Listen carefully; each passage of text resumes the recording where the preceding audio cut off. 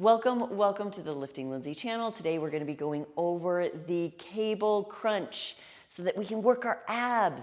Now, before we dive into this exercise, I do think it's really important to understand one key thing about abs. Many people dream about having a six-pack. And so what they do is they obsess with certain exercises. And they think that if they go in and do these exercises every other day, then they're going to have this six-pack of their dreams.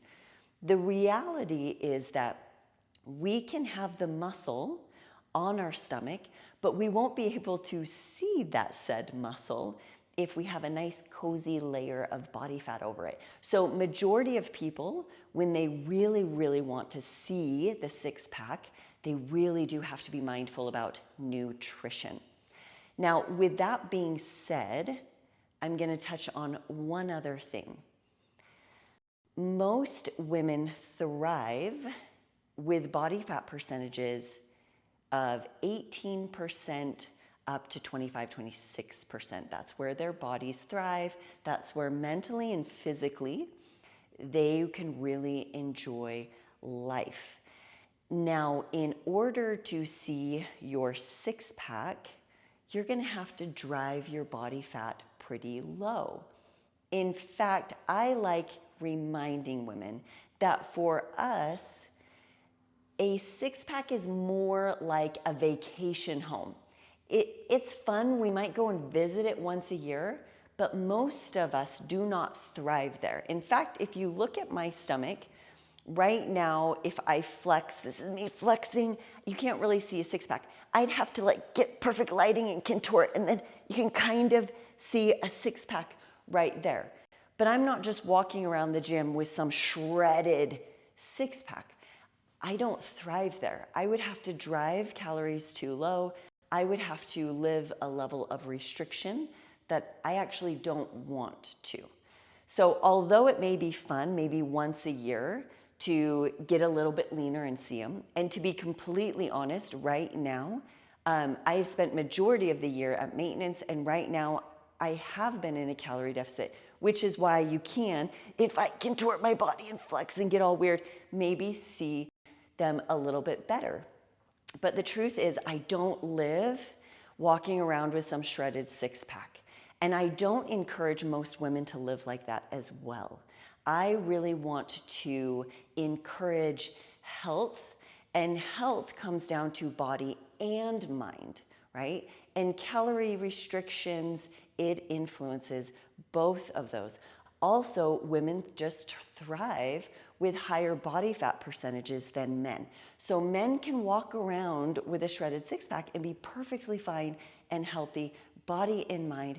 Majority of women, like I said, we can visit it for a short while and then we move back to higher body fat percentages.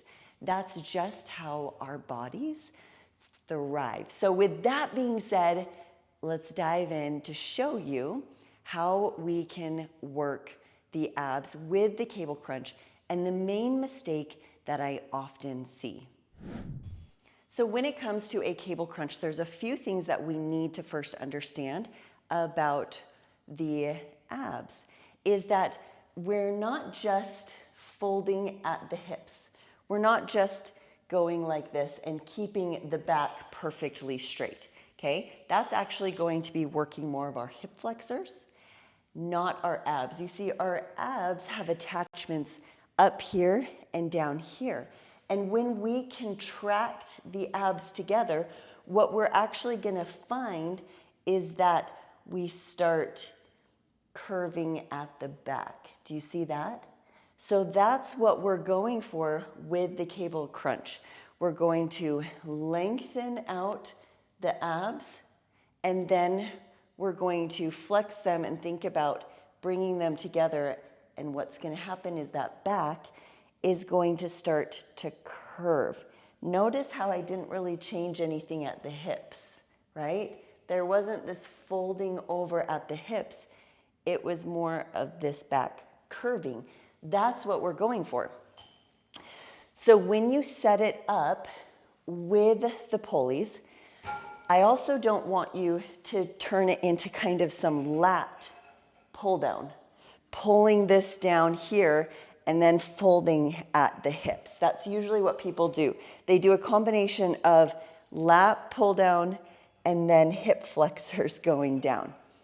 So in order to not make this a lat exercise, because that's actually what the lats are in charge of, is bringing your arms from here down to here.